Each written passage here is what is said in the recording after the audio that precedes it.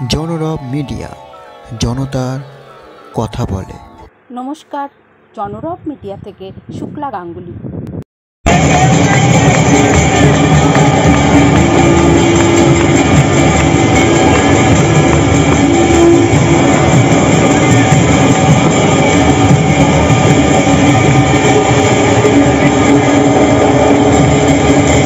আপনারা দেখছেন মায়াপুর ইস্কন মন্দিরে চন্দন যাত্রা উৎসব শুরু হয়েছিল শুভ অক্ষয় তৃতীয়ার দিন।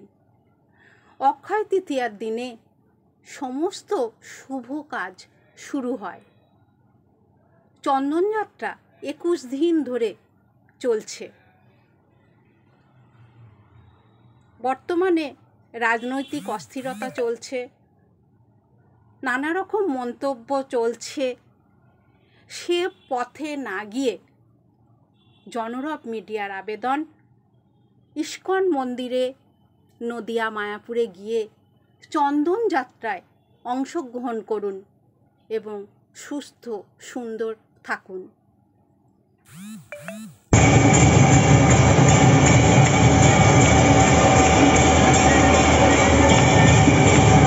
চন্দন যাত্রা সম্পর্কে মিডিয়া ইনচার্জ মহারাজ রসিক গৌরাঙ্গ দাস প্রভুজি সহজ সরল ভাষায় কি বললেন সেটাই আমরা শুনে নেব।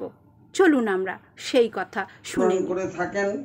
এই উৎসব আনন্দের উৎসব, মহামিলনের উৎসব এবং মানুষকে তার যে গ্রীষ্মের দাবদাহ থেকে এই মুক্ত আকাশে, মুক্ত বাতাসে সকলের মনে প্রাণে এনে দেয় শান্তি, স্বস্তি এবং আরামদায়ক অবস্থা।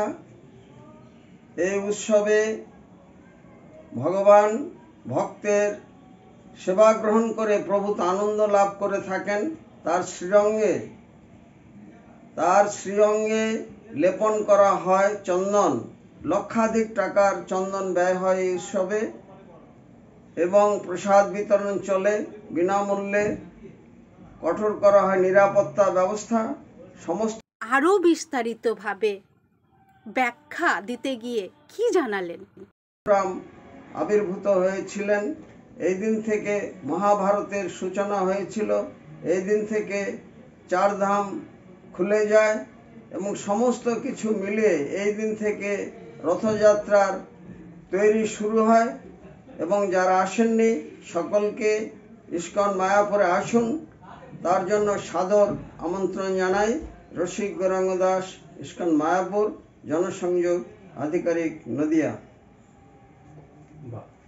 মুক্ত মননে সুস্থ চিন্তায় জীবন কাটাতে হলে আপনাকে মায়াপুর ইস্কন মন্দিরে আসতেই হবে।